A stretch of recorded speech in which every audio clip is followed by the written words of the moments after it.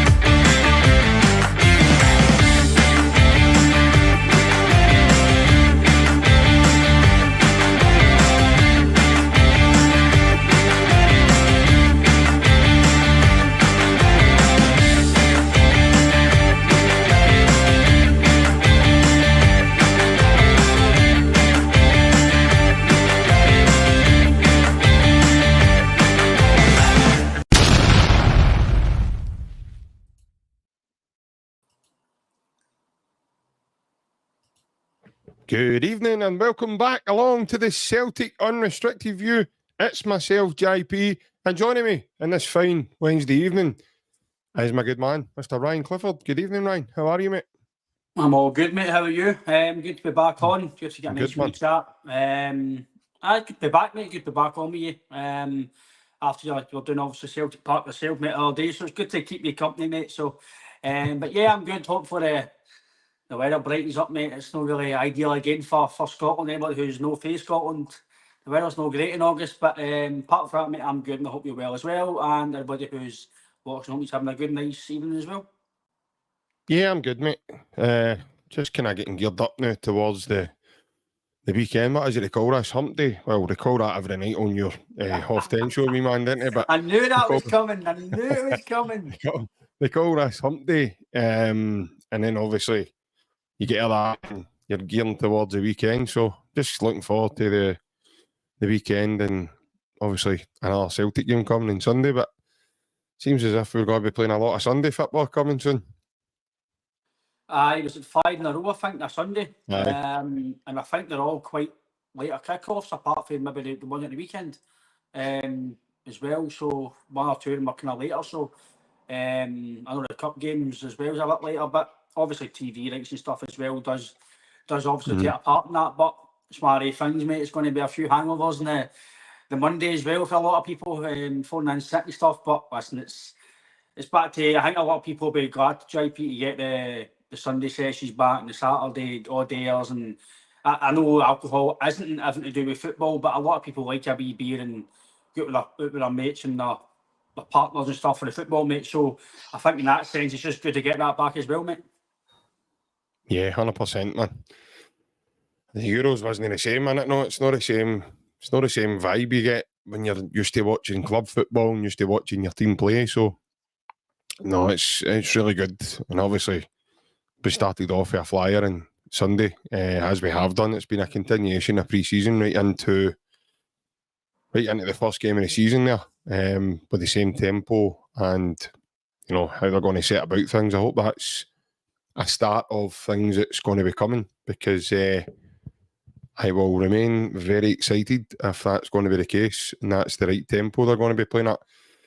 So I want to say a massive good evening to all the people that are tuning in. Cheers for the guys who have commented already. And Jamie are saying evening, JP, Ryan, to everyone else that's tuning in. Paddy Power, good evening. Chris Murray, said evening boys, and everyone else in the chat. Stephen Kennedy, evening JP and Ryan, hey lads. It's good to see Stephen back on. For that night I said he looks like he's there. But it's good to get him back on. Francis, evening mate, hope you're well. Norrie boy, evening troops, wondered when the board are going to get the finger out and get players Brendan wants. Well, we'll touch on that, Norrie, once we get started, pal. Paul Cook, evening JP and Ryan, and hail to the boys. Evening, Paul. Scott's on, and he says hail. Joseph Agnew, evening mate. Not seen you for a while, mate. Hope you're well. Evening, bro. Hope you're well. And hope you're looking after yourself. Jerry Burns, evening JP and Ryan and fellow Celts, he says. And Celts 88 says Paddy always pays out early. Is that just in the bookies, or is that normally what can I pine out, does he be? Let us know the story. Let us know. But aye, so I thought we'd come on tonight, mate, and have a wee chat about, who's Celtic going to sign, key areas of the field. I did touch on it when I was on my own, as you said, down at Celtic Park yesterday. And, I highlighted some key areas that I thought personally needed filled in the team. And obviously who we're going to leave. So, even John, hope you're well, mate. Hope your dinner was nice. Seen a photo of that earlier. It looked yummy, that's for sure. But aye, evening Paul. Evening, Paul. Hope you're well. Aye, thanks for tuning in. But so I thought we'd come on and have a wee chat, mate, about who do we think will go and who do we think will come in. What order of that you want to start in is entirely up to you, mate. I'll let you crack on. I can hear your rory beads getting ready to go, so I'll let you go, Jimmy. No, I think it's a good thing to talk about, JP. Obviously, a lot of people probably know in themselves who they think will be leaving or who they think may go on loan. I think the thing came up yesterday. We seen Anthony Joseph reporting it about Stephen Welsh potentially going out on loan or get sold, whatever the offer was. But there's an inquiry in about Stephen Welsh from, I can't even remember the name of it, Mechelen. Over in Belgium. So, yeah, Belgium team. So there's been a few inquiries with Stephen Welsh in the past. So for me, JP, the thing that was a wee tiny bit alarming for me was the fact that they're still assessing the defence. And for me, you played JP, I played football. It doesn't matter if it's professional, junior, amateur. Most teams roughly know who's staying or gone by the first 2 or 3 games of pre-season. I've been told in the past, sometimes after 3 or 4 sessions, Brian, don't think you're going to play here. You'll need to go on loan or you'll need to go elsewhere and find your way. So that's normally going to be the first thing you'll get told after a few sessions if you think you're going to be in the squad or no for the season. Yeah. So for me, it's a wee bit alarming, mate, that they're still assessing the defence, because surely you roughly know who you want your team at this stage of the season. The season started now, so surely, obviously, with the teams that he knows about Lagerbielka, doesn't really matter what I think and any Celtic fan thinks. We can all put an opinion across, and we think he's maybe better skills or Welsh or Narovski, or he's no, or he is, or whatever. I don't think we've seen enough of Lagerbielka to really justify yes or no. But the manager's the man at the helm. He's paid the big money. He's picked the team, and he's deciding right now Lager Bielka isn't for him in the team. And I'd imagine JP that he'll be obviously away. But the Steel Welsh one's interesting for me, JP.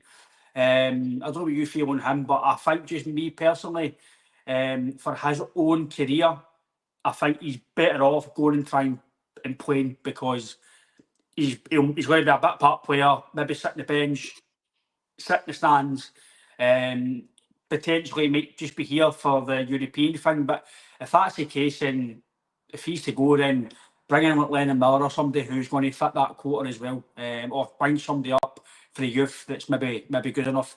So for me, I think Steve Welsh was a good starting point for me on this. But for me, I don't know what you feel, but it was a wee bit alarming when I seen that. Well, no, it was Sky Sports saying that, or it was an actual speech from the club. But for me, if you're still assessing your defence at the start of August, JP, I don't know what you think about that, mate. I don't know if that's a positive, in my opinion. You mean the Stephen Welsh thing? No, I mean, or just overall, if they're still just in general, still assessing the defence in general. For me, surely you roughly know by now, but I'm just a fan, mate. But that's just the way yeah, I'm thinking on it. Right, I get where you're coming from now. Listen, I think Brendan's at a point, mate, where he's maybe trying to get guys out the door before he tries to bring any more in. We are a bit stockpiled there, if you look at it. You know, you've got Kobayashi, you've got Gustav Lagerbielke, you've got Mike Nawrocki, you've got Stephen Welsh. They're all sitting there doing nothing. So Welsh is probably the one I would say who's, if he's not getting loaned out, then there's probably an underlying reason there. Brendan thinks he wants to develop him on and see if he can and give him an opportunity to do so. What I've seen of Lagerbielke, he looks good playing the ball forward and stuff, but he's very laboured in his return when the ball comes over the top. He can't get back. He's not quick enough. He's too slow. And I think that's why Brendan isn't playing him. That's my thought. Now, that's just my opinion. Others might have different opinions. I don't know. Mike Nawrocki, unfortunately, Mike's not been able to stay fit long enough to sustain a challenge to Liam Scales and Cameron Carter-Vickers, because both of them, 9 times out of 10, I know Cameron Carter-Vickers was out of the team last season, but in the time that Cameron Carter-Vickers has been with us, he's very seldom injured. Very, very seldom injured. And him and Liam Scales, well, Liam Scales showed last season that he can be a constant. He's fit and available every game. So unfortunately, Mike Nawrocki's not got to that stage, Ryan. So I think it's more a case of when the word assessing comes in, mate, I think it's more a case of Liam, I was going to say Liam Scales there because he's in my head there. For that, I can't get his goal out my head for Sunday. I think the assessing part comes in because Brendan wants to get players out the door. Kobayashi as well. So I think he's trying to see if anybody's going out the door, if he can get, because let's face it, mate, it's all right us as fans turning around and saying, we need to get rid of these guys. You also need somebody to want to take them as well. You can't just say, let's get rid of them, when they're all on extended contracts. And, example, the word is James McCarthy's been paid up the last bit of his salary and he's been let go of the club. I know he's disappeared from the club's website on the numbers and stuff. But again, that's because he's not going to play. Let's face it, he's not going to be there. Celtic aren't going to waste any more cash giving him his monthly salary when he's not going to put anything back into the team. For a while there, we hadn't even seen him on the training field with the squad or nothing. So what else is he doing if he's not contributing? So it's probably the right thing there to do that with him. But again, James McCarthy's not moved on to another club. Otherwise, we'd have heard about it by now. James McCarthy's now in the same space as Ryan Jack, just say. He's not got a club just now. So, first and foremost, you can't just get rid of a player until this player's got a club that really is pursuing him and wants to take him. You know, we saw Kobayashi recently being linked with St Mirren. St Mirren took Kwon last season on loan. So I could see Kobayashi going somewhere like that. But I think time will tell. If Kobayashi was to get out on loan, Ryan, and get sent away back out in Japan or somewhere far afield like that, in my opinion, I think he wouldn't come back to Celtic. He's not going to be part of it. That's just my opinion. But if Kobayashi stays local, Brendan then gets to take a look at him up close in person, similar to the way he did with Kwon. As far as we know, Kwon did very well. According to Anthony Joseph, Kwon was, you know, he did very well. And obviously he got a bad injury that prevented him playing the rest of the season. But I think it's more to do with you need to get players out the door before you can bring any fresh faces in. So maybe that's what the hold-up is. Maybe there's still a couple of exits to happen before guys can come in certain areas of the field, mate. No, I can get that. I can get that. And you obviously do need clubs to want your players. That's why the team across the water for years couldn't do it, because nobody wanted their players. Like Paddy Powers just said it there. Yeah. And we tend to no stockpile as much, but I do feel there's some guys in the team that won't really get much game time. In my opinion, again, I'm not Brendan Rodgers, but it's just me. If I'm the manager, there's a few guys in there from what I've seen on the park. Now, we can only go on what we see every week on the TV or when we go to the games. We don't know behind the scenes, so the only angle we've got is what we see with our eyes and what we feel about that. So, I can. It's just me. Maybe I've got a soft spot for Lagerbielke and Kondorovsky. Maybe I haven't. Maybe that's blinding me. I don't know. But I've not seen. It's just my personal opinion. I don't think as a fan base we've seen enough of it to really, really give it a full judgment. Like yourself, you can give thoughts on why you think, but I don't think we can say, right, he's absolutely rotten, he's no good enough, when we've not had a continuing. But the thing is, see if I'm not going to be fully Hold on, Ryan, hold on a minute, mate. Sorry to jump in. I've seen a comment for Jerry there. I just want to touch on. He says that's a pure excuse for not signing players, JP. Well, Jerry, see if you look at the centre-back position, mate, alone, that is an area of the field where we are stockpiled just now, mate. Now, I've rounded off about 4 guys, maybe even 5 guys there that are not contributing just now. So what do you do with them if you bring in just say another 1 or even 2 centre-backs, what Celtic fans are asking to happen? What do we do then? Do we just keep all these guys on the training field and just leave them all sitting in stands? Because they're not going to play. So we need to find a route for these guys to be passed out. Either they get out on loan or they get out permanently. And then we bring in the fresh face for that position. So my understanding of assessing the area, I think that's what that means, mate. And as a football manager, and I've coached before as well, it would make sense. You don't stockpile an area on the field when you're light in other areas as well. That's not a left back, that's not a striker, that's not stopping us from bringing those in. But it certainly will stop us bringing in a centre back right now, because you cannot stockpile that area of the field when it's already got 5 or 6 guys, when maybe 4 or 5 of them aren't doing anything, and you're going with the same 2 most weeks. Stephen Welsh is probably the only backup. You really would go, you think Brendan's going to put him in, but he's not going to put in Mike Nawrocki. He's not going to put in Lagerbielke. If Lagerbielke was going to be anywhere near the team, he would have been in the team. He would have been in the team before now. What happens if we can't get rid of him? Well, I don't feel that we'll not get rid of all of them. Lagerbielke, I've mentioned there that, I think he's too slow. And I think that's probably why we're seeing teams in Italy coming in for him, because he might be more suited to the style. Their style's not exactly quick.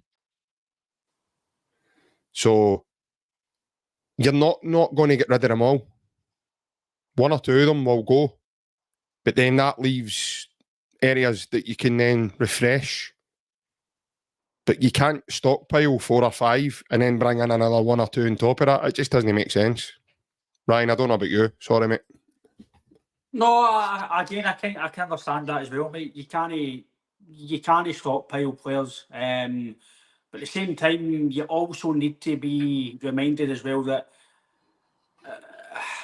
you've got to remind yourself that if there's a player you fancy, just say it was, I don't know, if it was Darryl O'Shea, Chris Mepham, guys like that, then there's a chance that the longer you leave it, you might not be able to get them.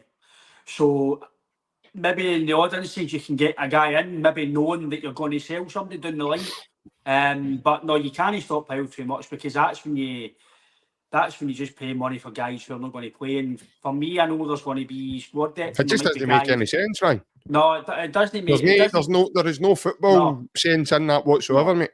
You can't have 6 centre backs and then maybe or 7 centre backs and only 2 play, and then three might be in the stand. And because 9 times out of 10, you normally have 2 playing, 1 on the bench, and maybe 1 on the stand, or depending how many players you've got injured or suspended or fit, you might have 2. But 9 times out of 10, you have more attacking players than you do defenders. You might only have 1 defender, maybe a fullback. So it might be just say it's Bielka, Ralston, and then it'll be your midfielders and maybe a striker.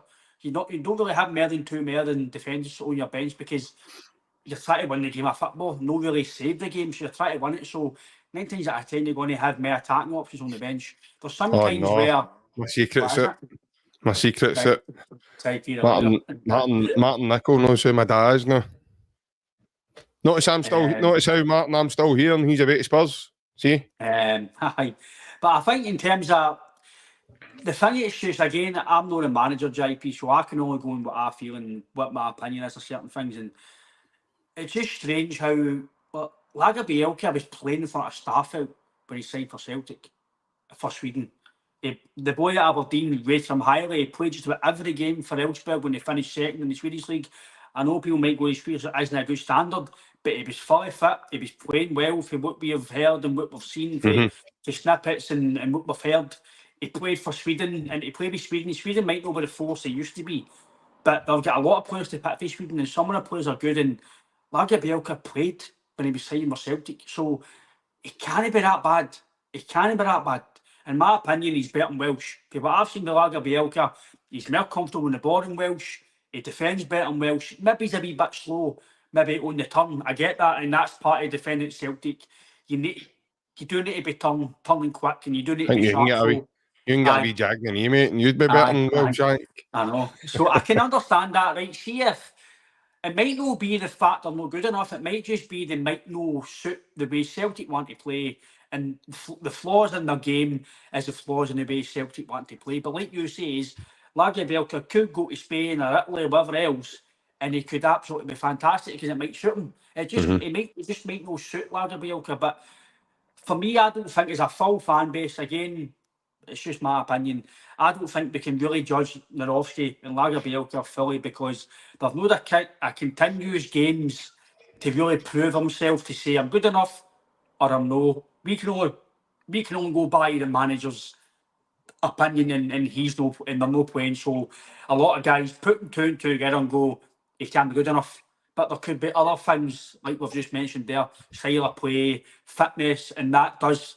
Listen, you could be the best player in the world, but if you're no fit and you can't get to the level that you can get to, you're not going to be playing every week, and you can't prove yourself. So, but for me, Lager Bielka and Nerowski, if I'm the manager, I want to keep them personally. I don't want to sell you to.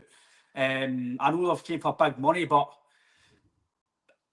I'd be willing to give them another season if I'm the manager. But I'm not a manager, and I don't make them. So, but for me, they've got to obviously sort that out. JP with Kobayashi, Welsh. They're talking about a loan option for Nerowski. For me, I would keep him. I wouldn't send him to loan. I would keep him. Vickers, I think he'll keep Scales. Scales is obviously going to be he's going to be playing and he's going to be a backup. So for me, you would need to go and sign somebody who's. Well, I'm probably not going to be popular in the room tonight, right? And see, to be fair, I'm at that point. I've had one of the days of the day. I don't actually care, right? I've kind of made peace with us now by listening to Brendan and having a bit of experience of the game, right? This isn't probably going to go down too well. I do personally think that Liam Scales will play beside Cameron Carter-Vickers, and I think Greg Taylor will be the mainstay number one choice left back. That's not to say someone else won't come in both of those positions to fight for those positions. I'm just giving you my thoughts. That's all. No, listen, I can see you on that. But my personal opinion is, I said it to you, and I've said it to you and Alan. Stephen, see when you do, mate, send in the photo, will you? Aye. I've said it to you and Alan. I've said it to a lot of people that I know, my old man, and a lot of people. If Greg Taylor and Stephen Welsh are playing in the Champions League from the starting 11, I will call it the recruitment team. I will, because it's not good enough. I know the guys are professionals. Taylor's been here for years. He's very consistent, steady Eddie in Scotland, in Europe, to take Celtic forward. I know people will say money, Ryan, and this. I get all that.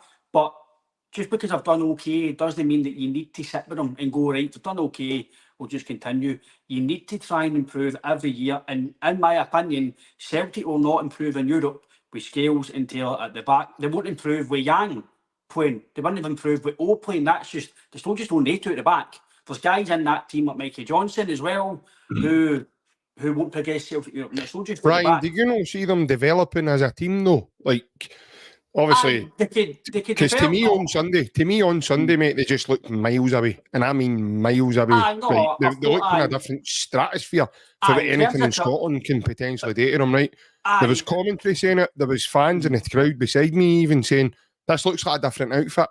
They look like a year older under Brendan, and they just look well oiled into what he wants to do. The big difference is for me, but is in Scotland you can only beat what you've got in front of you, i.e. for St Mirren, Carmarthen, Aberdeen, and I think we can all say that we're light years away for just about every team in Scotland.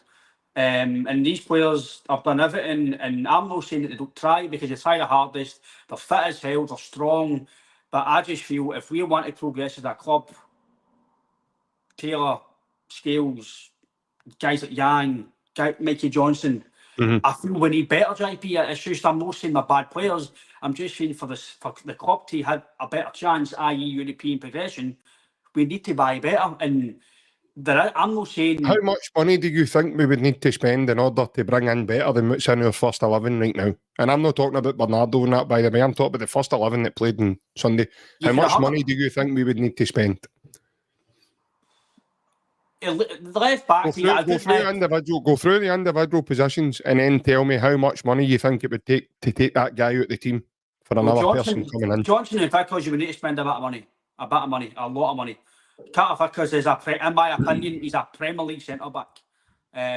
Top 10 centre-back in England, that's my opinion. I agree, mate. Alistair Johnson's maybe not the best going forward, but what he gives you defensively is brilliant. He's very good defensively. He started to be a bit better going forward, so you put... In the days, he's a Canadian international. He's played in World Cups. He's played in Copa Americas. He's got a lot of speeds behind him, European experience. So you would need to spend a bit of money to replace Johnson. I personally don't feel you need to spend a lot of money to replace Scales. I think Scales is steady Eddie. He's done well, but... Now, bearing in mind, you've got to categorise it when you're looking for the next type of player, right? Because Scales is fit every game. He can play every single game. He's ready to play the next game for you. And look at the games. What did he play? Was it 49 games? No, I get for his last season he played. For me, Liam Scales is.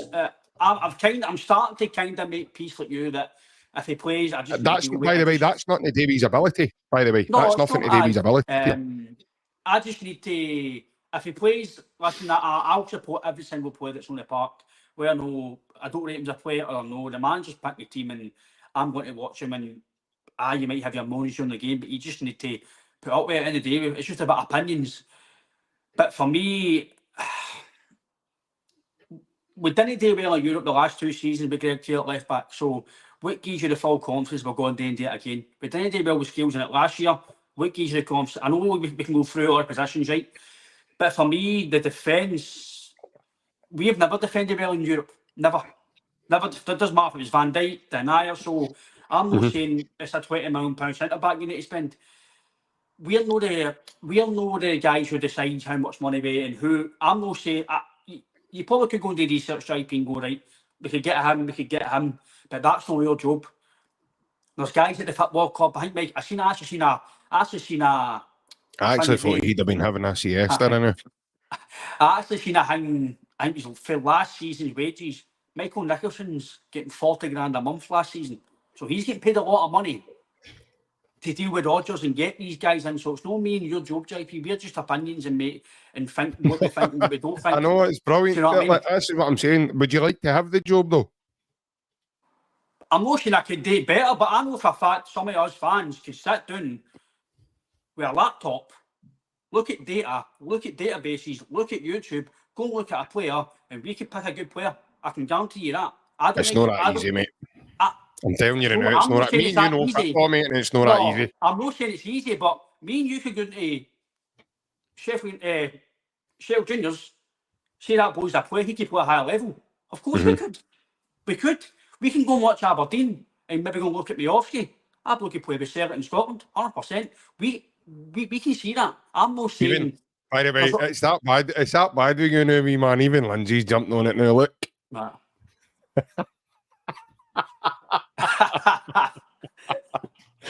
It's getting to the point now where even Lindsay's jumping on it. Come on, man. Come on. No, listen, thanks, Lindsay. Cheers.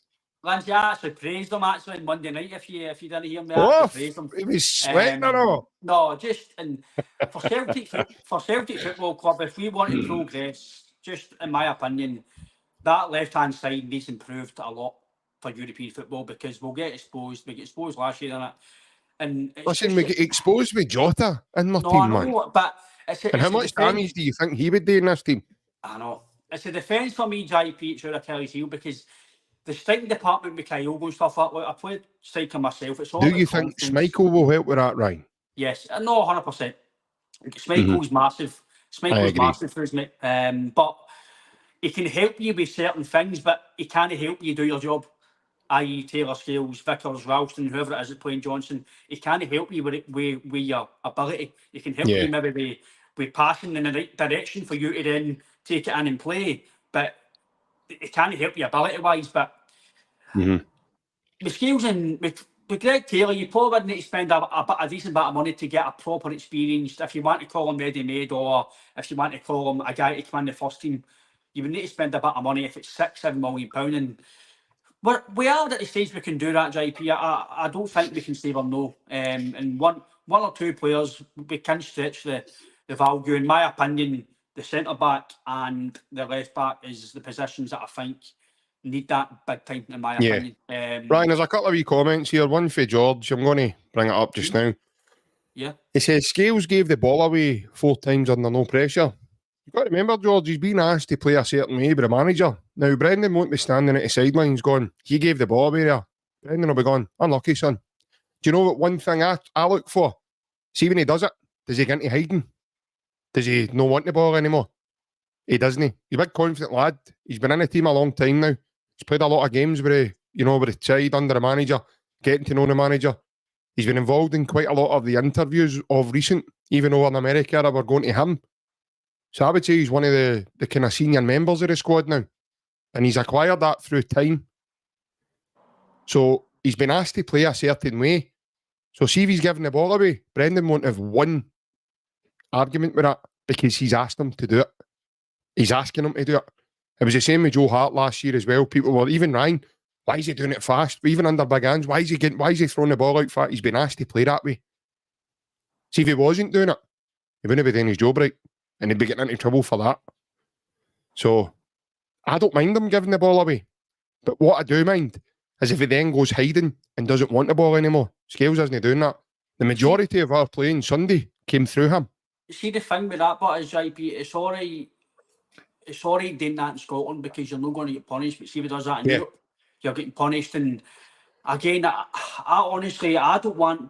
People must listen to this and walk away and think, Ryan fucking bullies Taylor or the agenda against Scales. I'm just wanting the best on the park for our club and see if Greg Taylor and Scales and if it's Jan or whoever it is, if Tati even as well, Barry, he done it last year, so if we just don't name it, they threw it at the back. Yeah. Tati was told by the manager he's got to be better with the ball at his feet. Because I've said to me and you have spoken about it. If Tati does the keep his ball retention, he won't be playing. He won't be playing. McGregor caused a goal at Ibrox in the 3-8 game. Not one person batted an eyelid about it. I never heard a thing about it. He nearly done it against Chelsea in pre-season there by turning into... He scanned it wrongly and turned into a narrow space where he got intercepted straight away. It's all right. I think Scott will get away with it. And this is why I've not been too carried away for the weekend's game, because it's good, but you then continue it. The football was good, but it is Kilmarnock. See if we go and do that in Europe, then I'll go here. We're starting to really cook here. This is really good. I'm looking forward to this here. Let's see what we're going to do in this format here. But I'm fine with Greg Taylor and Scales in Scotland, JP, but I will be a wee bit disgruntled if they're starting the first game in the Champions League, because for me that's no progression and it's not the club moving forward. It's the same if Yang starts as well. For me, it's not moving forward. Mikey Johnson, not moving forward. Stephen Welsh, not moving forward. So it's not just A2. It's those other guys in the team that when they play, I think the quality is going to be. But Scales has done well, and he's a commendable part of the squad now. Let's just be honest. He's a. In my opinion, mate, he's going to be the first pick. I know a lot of people probably aren't going to like that, but he is going to be there or thereabouts. It's Rob. It's not to do because he didn't cost money, mate. It's because the stuff he does no right. If that's in Europe or against a better team, it's a goal. Same with Greg Taylor. I'm wanting them to try and stop them doing things before it happens. Look at the Aberdeen semi-final last year. We nearly lost that because of the simple mistakes. That's what I'm saying. So if you eradicate the simple mistakes, you're buying a bit more quality, and then that's not going to happen. And I'm not going to be saying about Taylor or Yang or Scales or Ralston. They fans will. It's just they do things well, and when they do things well, I'll go brilliant. Like the weekend, his goal, fantastic header, attack. By the way, that's something that he nearly scored one against was it Man City? Yeah. In USA as well, the same way. It obviously is something they've addressed and something they're trying to work on, because that's a couple of things I've seen him up. Listen, Liam Scales is dependable on Scotland. He's fine. He's not really going to get punished too much in Scotland. Same with Taylor, Ralston, he's going to have a ram in Vegas this season, isn't he, man? Rabba, I've said it on. We've just spoke about Hattati, mate, about how last year we spoke about it, how he gave the ball all the time. And Rodgers says if he keeps doing it, we feel he's not going to be playing if Hattati keeps getting the ball away. Because last year in Feyenoord and other teams in Europe, he's done it a lot. And under Brendan Rodgers, he spoke about it last year in his IP and his pressers. Yeah, he's got to learn to keep the ball. And even in Europe as well. We said on here, if he keeps getting the ball away, he won't be playing. Because at Celtic, you need to keep that ball in his style of play. You need to have good ball retention. Yeah, I've seen a comment from Nick there, Ryan. He says, in my opinion, $6 million got his CCV. Surely our recruitment team could go and find a centre-back of similar quality with that budget. Nick, you're forgetting one thing though, mate. We never just went out and paid $6 million for CCV. We got him on a try-before-you-buy basis, mate. Otherwise, paying $6 million would have been a stab in the dark. Could you imagine if we paid £6 million straight away for Nat Phillips? What would have happened then? What would the fan... No, but I'm being serious. What would the fan base be saying then, Ryan? Or Shane Duffy. But that's what I'm saying. But so what would the fan base be saying then? We have done a brilliant method of recruiting players. We've done it stemming back to even Odsonne Edward. We got him in a season loan deal. Cool, Rob. Sorry, mate. And Fleet meant all the time. Cool, mate. Cheers. And listen, I don't know about any other fan at all, but I'm on board with that. I really, really am. See if we can get a guy in, try before you buy, and then you can go and talk to his club and set a price and say to yourself, right, here we go. You know, this is what we'll give you for him. This is what we think we can do with him. We'll add in a sell-on clause and we'll sell him on, and you get a percentage of that. That's tremendous business for all parties there, right? We've done it with Jota. We tried before you buy. We sold Jota for £25 million to Saudi after a year into his permanent contract, mate. We've done it with Cameron Carter-Vickers. We've done it with Paulo Bernardo. We've done it with Daisen Maeda. But the thing with Dyson is it was a kind of similar, but slightly different in that he became a Celtic player. So Celtic automatically then paid a fee. The same with Tomoki Iwata. But not, listen, every team that we do business with, they're not going to be on board with that, folks. Teams aren't going to just give you their players on a try before you buy basis. I no bother. Take one of our biggest talents away from our academy, have a try at them, and then just tell us what you want to pay for them. Come there. Listen, see if Celtic can do that, and our recruitment staff and everybody else is involved in these deals. See if they can do that for us. I'm on board with that 100%, Ryan. You've got to be, mate. Look at the talent we've found through the last few years. I think one reason where we will get somebody that ilk would be if we've done. I'm only on board with one loan move or one loan deal, and that is a loan to buy. If it's not a loan to buy, unless it's a special player like a Robbie Keane, a Craig Bellamy. I hope it's not Robbie Keane. He's finished. Aye. But back obviously when we signed they two were, for Celtic to get they two was, I know under Mowbray it wasn't great, and I think it was our last stab in the dark to try and win the league and get Robbie Keane. And Robbie Keane got 16 or 17 goals in 3 months. It was unbelievable, man. It was night and day to what we had. It was unreal. Craig Bellamy was the same. I know he missed the odd Saturday against Motherwell, and I know that might have won us the league, but overall, Craig Bellamy was frightening. He's hard to Tannadice, and that sometimes when you maybe pay a bit of higher wage or pay a wee bit of fee, that's sometimes the quality you can get. But then, like we just mentioned there, if you pay money for somebody who, like Nat Phillips, Shane Duffy, you get the other side of it. So you've got to have a balance, and you've got to make sure who you're scouting and you're paying this money for. You've got to have I know every signing can be a gamble, right? Because you don't know how they're going to turn out, right? But I keep going back to Daniel Podence just because it's in this scenario, right? If it's somebody £8 million like Podence, where experience he's had at Wolves, I know he didn't play at Wolves the last bit because he fell with the manager and whatever else, but he might have not had amazing goals and assists at Wolves, but his general play was every week for Wolves at a high standard. And if he came to Celtic, you'd probably have no doubt, JP, that the guy would be a success because he's done it in the past. That's when you go, right, fair enough. But I don't know what you feel on the loan situation, JP, but if we can get somebody like, if it was the boy for Brighton they're talking about, or if it was Chris Mepham, Adam Eder, for example, or somebody who's, maybe not Adam Eder, but somebody who's a really good talent. Only if there's an option to buy him, Ryan. I'm on board with it. Because unless it's as a Craig Bellamy, Robbie Keane type signing, then I would take a year and go, do you know what? Come here for a year and just do what you can for us. Score goals, defend well, whatever you need to do, make us improve, then I'm on board with that. But ideally, I want a loan to buy, because why would we sign somebody, just say 19, 20, 21, for a loan deal? Pick it. Like the boy Wolves are saying they don't want to sell him. So what does it make sense for Celtic to bring him in, give him experience at Celtic Park, play in the Champions League, develop his career? It might help us, fair enough, right? And he might do well for us. But then the next season, he's away to Wolves a better player, and then he's not coming back. Yeah, it doesn't benefit us at all, mate. Celtic are too big a club to just loan a player and develop him for another club, in my opinion. That's why our recruitment and the board and sanctioning the deals for loan to buy, a loan with option to buy, and then you go and negotiate that, and you're able to then get that player in, get that player in permanently.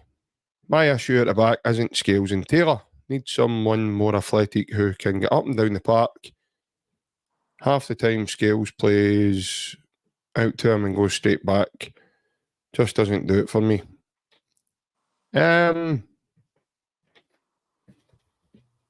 Yeah, listen.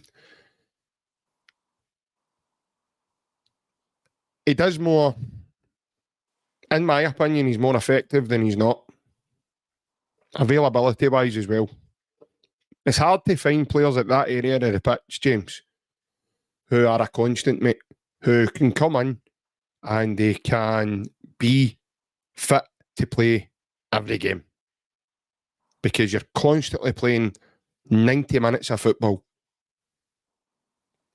Apart from injuries, mate, realistically, centre-backs don't normally get subbed off. unless there's something wrong. Or you are trying to shore up the game if you're, just say you're away from home and in a very important game, you're trying to do that. But 9 times out of 10, you're not going to, you're not going to sub off one of your centre backs. I get what you're saying in terms of more athletic. Listen, mate, the two boys can shift and all. CCV's got a fair turn of speed for a big guy, for a big unit of a boy. That big boy Vassell's no a slouch. And a couple of times at the weekend, Scales even threw him out the way and all, to get to the ball. And Scales, you can see, Ryan, I don't know about you, mate, I've seen a wee change in his upper body. Mm-hmm. You can see he's obviously been working on his physique. And see, watching him in the warm-up, because obviously where I sit, they usually warm up closest to there. You can see that he's not a big, heavy guy. He's no... So, again, I can see Brendan trying to develop him on. But what will be helping him is the amount of games he's playing. He'll be gaining experience every time. And listen, he's one of those players as well. We could go out. We're talking about replacing Liam Scales, right? What if we went and signed a Spaniard who didn't know the culture, didn't know the league, didn't know nothing, came in and he was just a bag of gingies, rattling all the time, and it was game after game after game. It wouldn't be long until people were saying, get Scales back in, because he knows what it's all about. So, and that's how I feel. That's just how I feel on Liam Scales. Put it this way, see if he's going to pop up the goals at the weekend and he's going to start doing that regularly. I don't think any of the fans are going to bat an eyelid. I seen a comment there for John, the partner. He says, JP, look at the rubbish we've had over the past decade. John, listen, that's football recruitment, mate. You're never going to get every signing bang on, unfortunately. You're going to sign guys who you think can do well for the team and come in. And for a number of reasons, mate, they're just not going to be able to settle. They're just not going to be able to get going. That's what Ryan's biggest fear is with signing the Asian lads. We've been really lucky. And fortunately for us, Big Ange knew what he was buying when he bought Maeda, Kyogo, Hatate. But you look at other boys like Kobayashi, who's come in and, they've not been able to, to do it. They've not been able to grasp, that position and take in what that position entails and what it means to be there every week. And maybe they're not fit enough to do it. Like Ryan says, maybe the game's too quick. Maybe they're not able to adapt their own body. Because everybody's body's different. If they were all the same, then Kobayashi would be a wee guy, like Kyogo and Maeda. Even Hatate's not the tallest. But Kobayashi's quite a tall guy. He's over 6 foot. So he might just be struggling. And I've heard people saying, well, they all speak the same language. Why don't they all give them a hand? It's not just as easy as that. It's a personal, individual head. Everybody's different. Everybody's got different things that they... all players have got different ways of preparing for games, Ryan, and they've got different ways of sleep patterns. They've got different lives. Not for 1 minute do I think any of the Japanese boys all stay together. They don't. They've all got their own families and wives and kids and all sorts. So, yeah, as I said, hi, baby. It's good to see you, mate. It's good to see you joining in. And my man, Tenerife, meeting up with Big Alan sometime over the weekend. Probably got to be meeting up with Ryan and all. Because Ryan will be there annoying you too, mate. So good luck with that, man. I'll be sitting there here thinking about you and laughing at you. But, aye. Merfield you, baby. That's all I can say. Merfield you, mate. Don't let him in, mate. Kid on. Pull the blinds down. Kid on, you're no in, mate. Put up a sign saying you're away to the shop. Be back in 5 hours. But,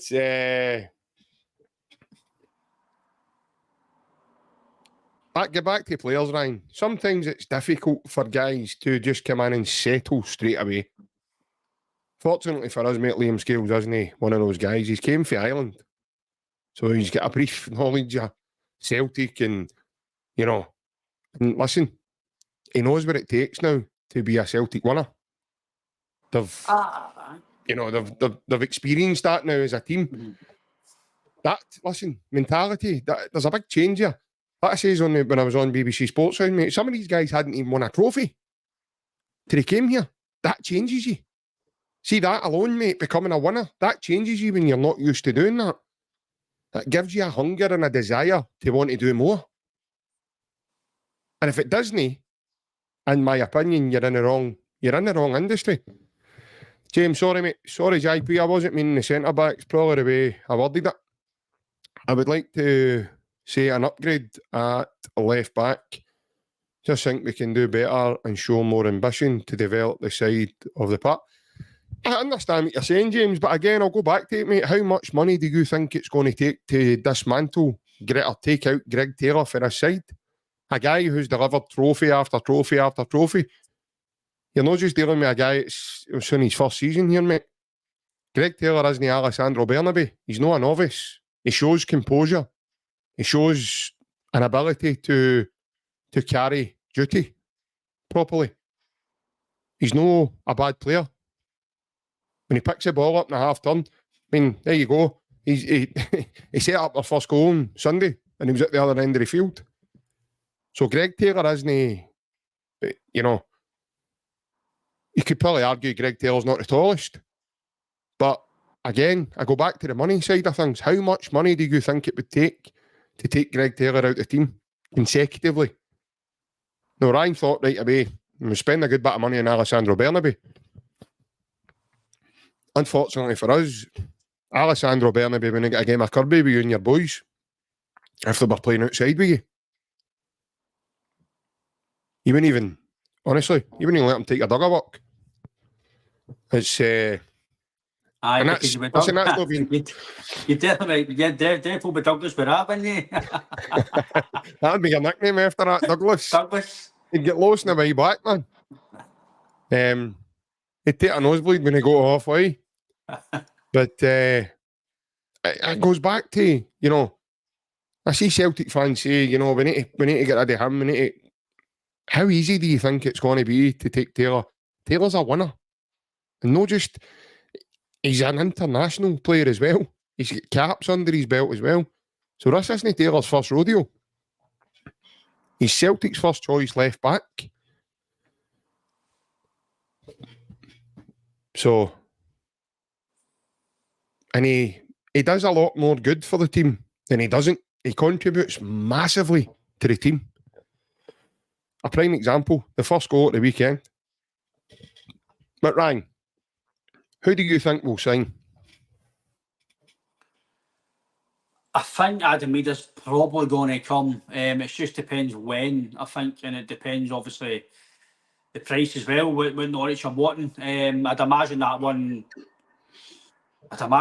making it in the wire. Ideally, I want it done as soon as possible because I don't want it to leave it to the end because we still need to sign somebody else up front. We can't just have two strikers. So I'd imagine it'll be Adam Meader and possibly a loan deal for somebody or a youth player will come up or something like that.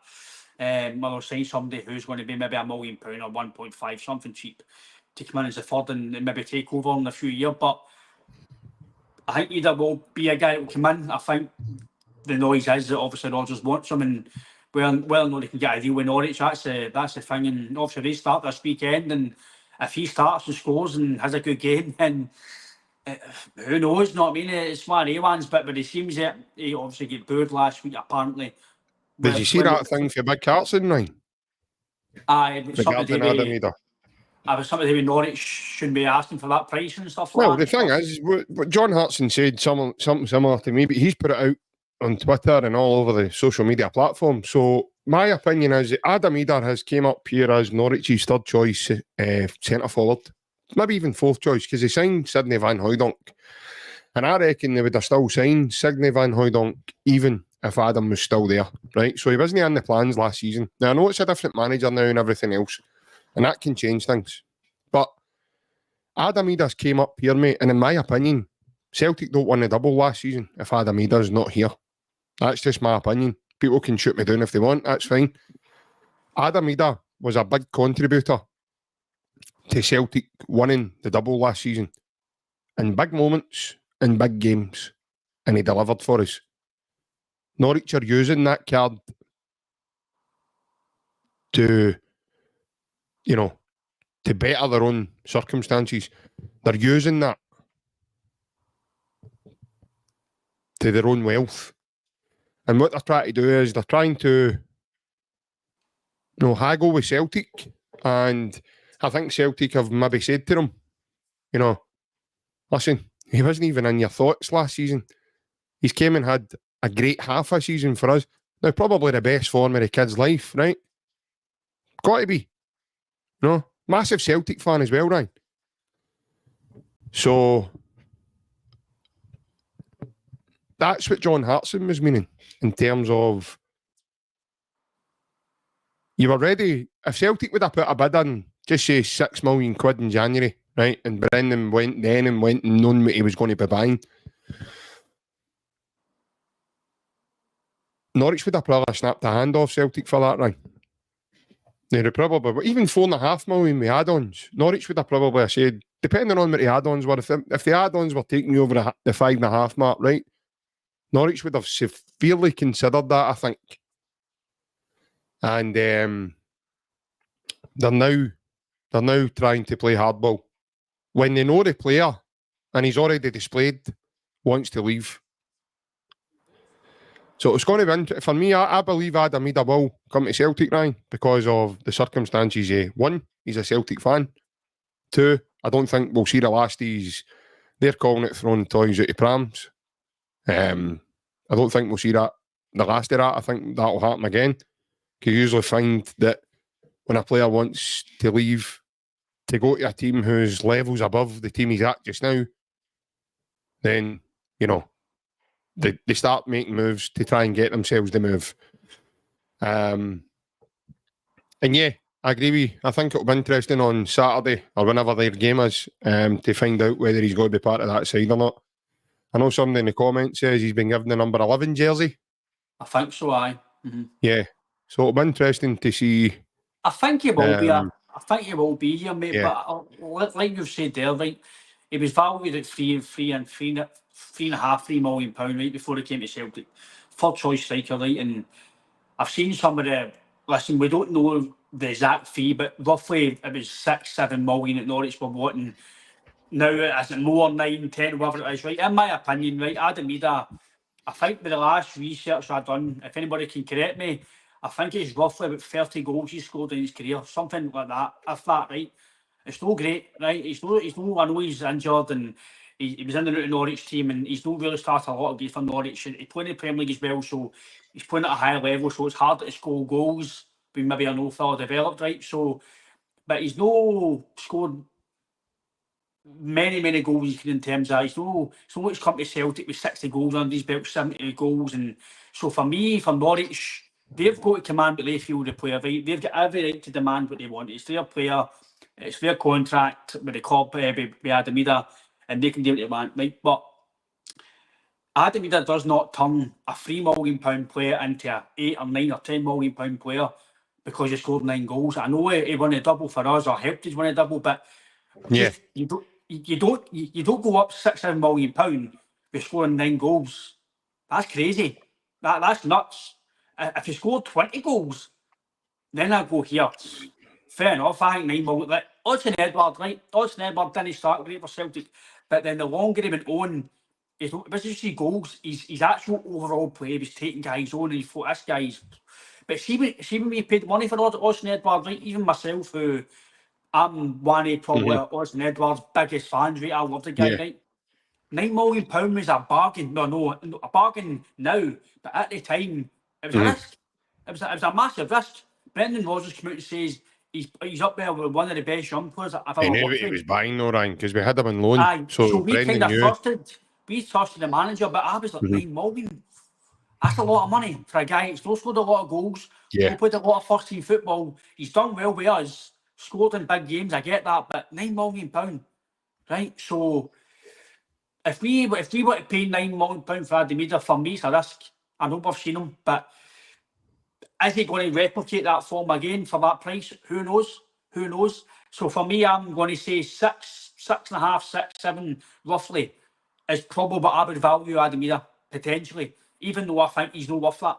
He's probably worth what he was 6 months ago. Yeah. Because you don't go up that price, JP, for, I know what he done for us was good, for us, but 9 goals doesn't then make you a £9 million striker. That's not what makes you a top striker. It's doing it on a consistent basis through 2 or 3 years, then you catch attention. So Yeah. I would take him, JP, I'd take him because of what he's done and what we've seen from him. But I wouldn't go overboard. See if Norwich are saying 11, 12, whatever it was, move on. We can't wait about maybe the last day or two of the window, if he's still there, put in a cheeky bid of 5 or 6 goal. Listen, he's not want to stay here. He doesn't want to play. You're not want to play him. We'll take him. Then you might get it, but we can't wait, mate. We can't. If it's going to get somebody else, then we need to go and get somebody else who's in the pecking order on their scouting list. We can't wait and Ademida signing, because if it doesn't happen and you've only got the wee man, then there's going to be more attention on the board and recruitment. That's not what we need. We need positivity. We don't need everything onto the recruitment team and the manager on the board. So hopefully that's got done as soon as possible, JP. But Ademida will probably come in. I've seen the name. Is it Bonetto for Brighton? That boy's done well with Brighton when he's played. I've seen him What's last his year. name, Bonetto, is that his name? Buonanotte. Buonanotte, right. I'm not Argentinian, Italian, mate. I don't know No, you all don't these need to be. fancy names. I only have no laugh. But no, that boy's a talented player. The only way you would accept him if Matt was to go was he came here with a loan to buy option, and then you can have a look at him. If he fails, then you can send him back.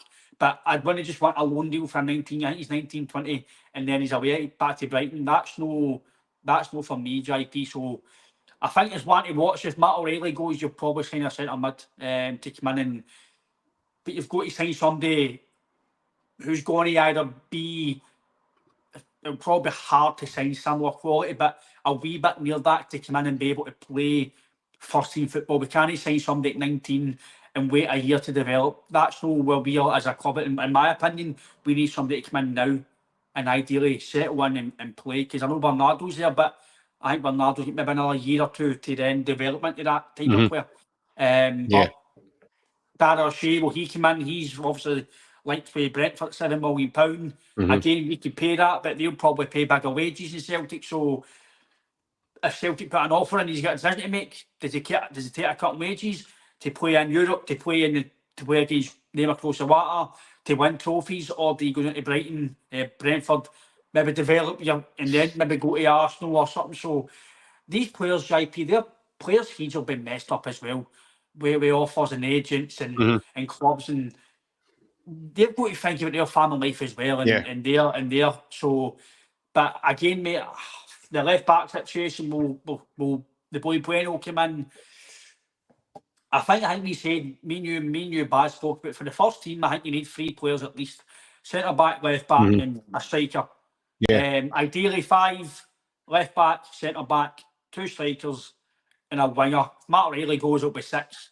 So for the next 2.5 weeks, mate, I think you'll see we've got a lot of business to be done. So guys like Nicholson, if Lawwell's still a part of it, we don't think he is in terms of what we've seen, this non-executive thing, but I think he probably is still involved in some capacity, where it's transfers, recruitment, board level, whatever. I think he's probably still involved in it in some capacity. Nicholson, Chris Mackay, the manager will need to go in tune with him. This is when these guys are going to start in the next 2 weeks, 2.5 weeks. This is when they'll earn their pudding. This is where I've said to use them on group chats and on here, from now on, I'm not talking about players or recruitment. I'll wait to the end of the window and the proof will be in the pudding. The manager wants quality, he wants numbers. So it's all down to now the recruitment team and the board to work with the manager. The proof will be in the pudding, mate, and we'll see where we are at the end of the window. Yeah. While we were chatting there, I seen this wee comment there for Jerry. He says, according to JP, you can't sign anyone until you get rid of some players. so we sign no one. That's not what I've said, Jerry. Now, you've either not heard me or you've not been listening to me. We spoke earlier regarding centre-back position, and I mentioned that you cannot stockpile that position when it's already been stockpiled. Ryan's mentioned about the centre-forward position. We're not stockpiled in that position, so it would make sense to bring someone in that position. The centre-back position is probably being held up because lads need to go the other way, out the door. That's what I was saying. So, I've not once says you can't sign anybody until you get rid of players. What I've said is it doesn't make sense to have players lingering in a position in numbers and you just keep bringing players in on top of them because the ones you've got aren't good enough. That just doesn't make any sense, mate. But what we're chatting about there is an area of the field that we are light in numbers and the centre-forward position. So, I've not once says you can't sign players and so we sign no one. So you're putting words into my mouth there, mate. I've not once said that. Yeah, no, I firmly believe Adam Ida will become a Celtic player. It is going to be a matter of time now when that's going to be. We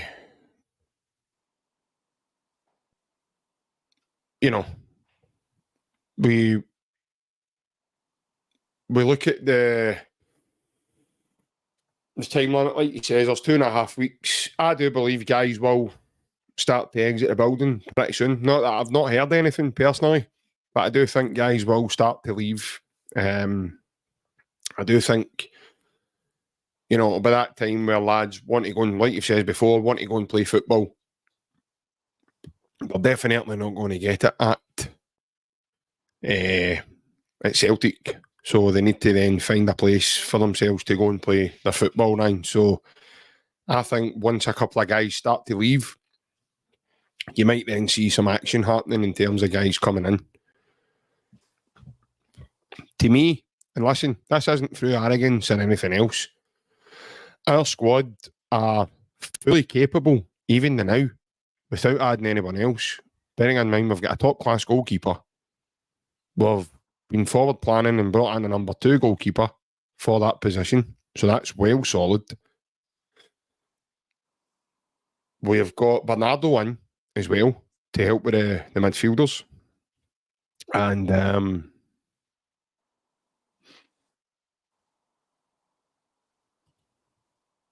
yeah, Monty, obviously you're late in the show, mate, tonight. Laga Bielka and Orotsky and Kobayashi are surplus to requirements. So you saying we can't bring in a partner for CCV until those 3 are gone? Well, I said it earlier, Monty. CCV's already got his partner just now. And that will be Liam Scales. I firmly believe that's who's going to play. Now, that's just my opinion.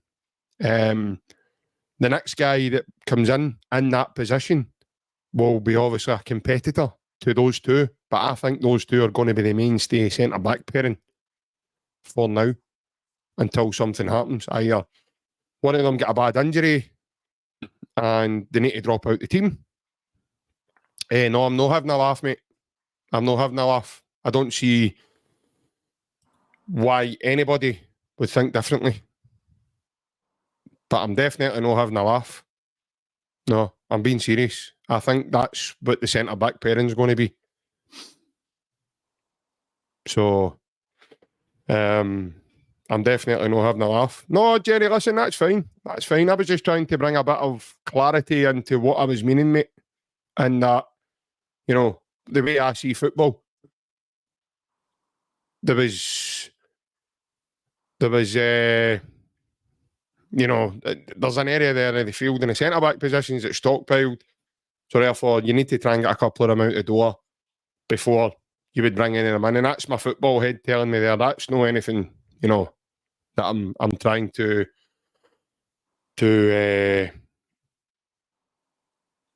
bring up myself. Monty, that's fine, mate. Listen, that's fine, mate. You're entitled to your opinion, mate. I disagree with you. like I says, mate, you're entitled to your opinion, and that's fine. That's totally fine.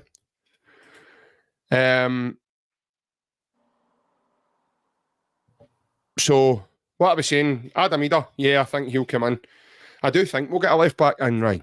Because, like I says, at Celtic Park the other day, mate, I don't think we will have just Greg Taylor going on his own, because let's face it now, if Taylor was to get injured, mate, we'd all be, you know, probably panicking, maybe thinking to ourselves what's going to happen, because he's not, you know, he's not with. There's nobody there. There's nobody there with him to come in and compete properly. Like I says, I think the boy Matthew Anderson, he showed signs of, you know, yeah, he's got something about the lad, you know. He went loan to Wacker last season, done very, very well out in Austria, came back, he showed signs of promise in the pre-season friendlies. But is Brendan confident enough for the lad coming in, Ryan, and taking over the mantle if Greg Taylor, just say for talking sake, was to be out for 6 weeks with injury? I'm not so sure, mate. I don't know.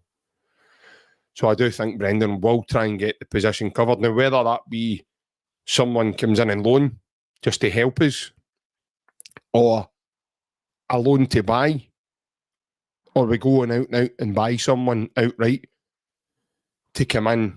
And I know we've been rumoured recently with Owen Beck. In my opinion, from what I've seen of the lad Beck, I don't know if he's better than Greg Taylor.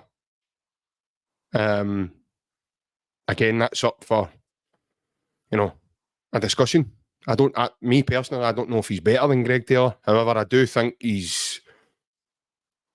be a good player to come in and compete for that, you know, that position, and give us something that we've not got in terms of energy and a bit of speed in there as well. Because Greg, don't get me wrong, I mean, Greg Taylor's not as slow as Ryan, but he's not got that kind of speed like Maeda as a left back. Beck's got a ton of speed, mate. He was able to keep up with Maeda last season. However, people keep going back to that and saying, well, Yang ripped him a new one. And he did. But Yang's got fast feet, mate. And he, you know, in a 1-on-1 situation, he probably would do that to most on a good day if he's on his good day. So, like I say, I do think those are the areas that I think will strengthen. And then, like you says, with Matt O'Reilly, we don't know what's going to happen there. Matt O'Reilly stays, great. If he doesn't, then we are probably going to be back to square one and have to bring in someone who, I don't think Bernardo is his replacement, Ryan. I think Bernardo is a guy that will come in and add that quality from the bench. But over time, look to try and get in this Celtic team somehow. And let's face it, mate, we're not going to have O'Reilly, Hatate, we're not going to have these boys forever. You know, they are going to move on at some point. Someone else is going to come in and take over. Because first of all, mate, they're just too good. You know, we just can't keep these guys in Scottish football. So, but I think those are the areas just now I think Brendan will be focusing on, mate. And the boy Matthew Anderson, he's showing glimpses, but again, you've got to gauge when you put youth guys in as well, because obviously you're still going for trophies, you're going to progress in Champions League. They've got to be good enough and you've got to trust enough to be able to know get shown up, and you don't want to put them in right away and then they do have a really bad game or 2 or 3 bad games, and then listen, it's just natural. It doesn't matter if you're 17 or you're 32, the fans will give you a wee bit of, oof, that's not good enough, son. So that's where the manager's got to gauge as well. If the boy Matthew Anderson's good enough, then the manager will play him in and then we'll see how we go for there. But I think maybe another year about on loan for him, or just sit in development and then maybe seeing how he goes here and there. But I really believe, JP, that if we do not sign a left back and a centre back to either be in competition with Taylor and Scales, or in an ideal world, in my opinion, they've got to be better than they two. I think a lot of fans, including myself, will be calling out the recruitment team for it, because we can't sit all summer and you can't tell me that Celtic how good Scales and Taylor are, other people's opinions, or how Taylor's been brilliant, by the way. Listen, I know I give Taylor a wee bit of jip in Europe because he makes mistakes and he's slow and gets exposed, but in Scotland, he's brilliant. And most of the time, he's won trophies, he's played with Scotland. The guy's not a bad player. And I know what people might think that. I think that. I don't. He's not a bad player. We just need better, in my opinion, to progress the club. And that's no one head Taylor. For me, Ryan, he's not the only person that gets exposed in Europe. Our full team, Callum McGregor included, get exposed in Europe, mate. 100%. We could probably go and sign Mbappe and we'll still get beat in Europe. It's just that it's mate, a team see, game. We went and signed Mbappe tomorrow, our fans would say he's not a left back. Yeah, I know. He's not a striker. Sorry, he's not a centre back. You can get. That's what would happen there. A Celtic Football Club, no matter how well Taylor's done and Scales has improved, if we cannot buy a better left back than they two, then I believe the recruitment team are struggling, JP. And that's no one they two, that's Celtic. There's a load of talent out there. There's loads of players out there. It's not just Taylor and Scales or even guys like Yang and Mikey Johnson.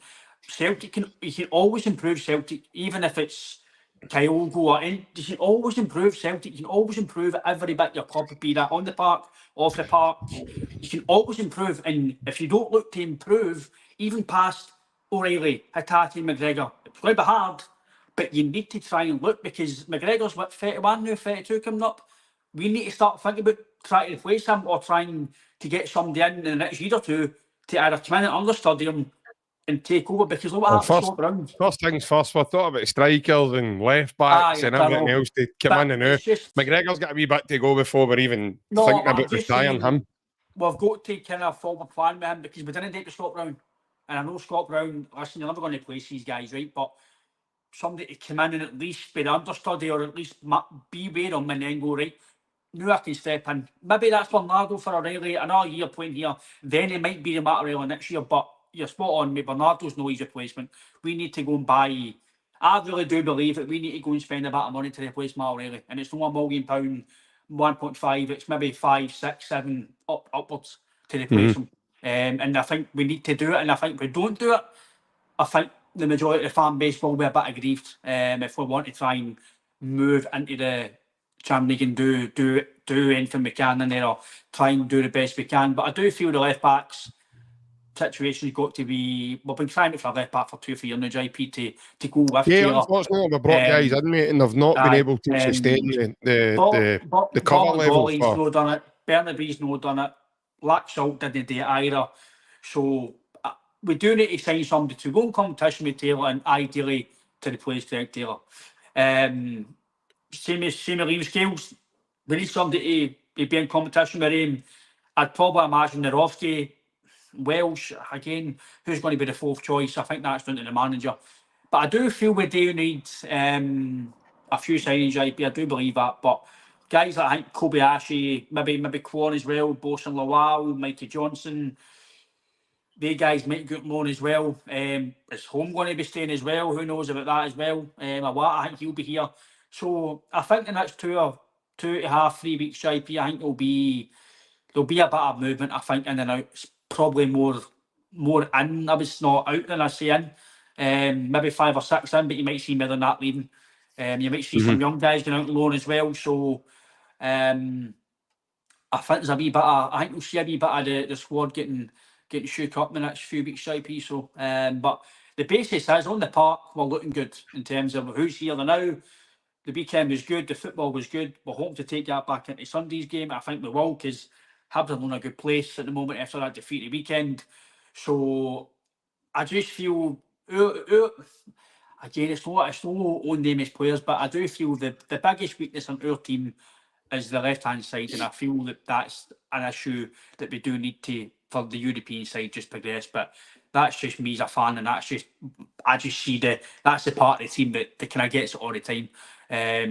But the full team's an issue for Europe, mate. Europe's a different discussion for me. Not 100%. But I just mean overall, that side, I think that's the part of the team that needs a bit of surgery just to help the guys or push them on and maybe take over them. It's all about competition in football, and that's a squad.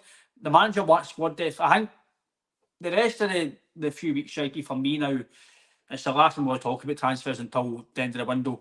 The manager's asked for quality. He's asked for squad depth. He's asked for numbers.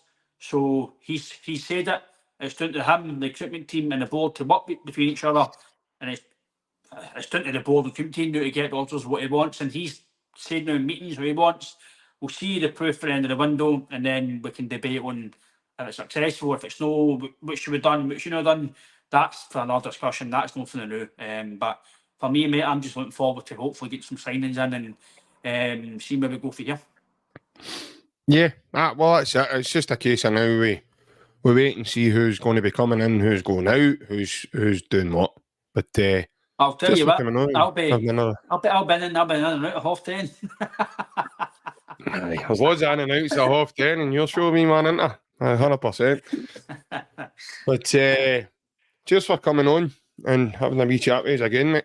Anytime, mate. Anytime. I'll be back, folks, on Friday. I'm probably going to be on my own. Ryan, do you want to tell the lovely people why? No, I'm joining Big Ireland in Tenerife. I'll be away for a wee week, but there will be some content when me and Alan are over there. We'll be filming some stuff over there, so there'll be some videos from Tenerife. So, some are close on, some maybe no, I don't know. Obviously, yes, me and Alan are going for a bit of chill time, but there will be some content flying out, so we'll be working away for the podcast as well. So there will be some interviews abroad and some kind of content abroad, so that'll be interesting for you to watch, hopefully, in a bit of different content. But JP will still be here doing stuff here, and we'll obviously be over there trying to put some content over as well. So hopefully that's interesting for you as well, and hopefully we can all celebrate Sunday for a good victory. But just looking forward to that and some content for the viewers, JP. Yeah, 100%. And the content will only be available in the video section of our YouTube channel. You'll not be getting it. It's not as if it'll be going live like this, or you'll only be able to see it the way the Take Me to Your Paradise episode happens. And you'll only be able to tune in through the video section of our YouTube channel. But we'll keep you updated in the community.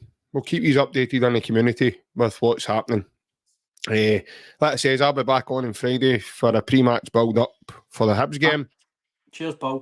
If anybody's new to the content, you like the content, please like and subscribe. It's free to do so, and it allows you to become a member of the Celtic Unrestricted View family. But for the time being, from myself, it's a massive hail. Take care. Enjoy the rest of your week, folks. And I'll see you all on Friday. Bye-bye.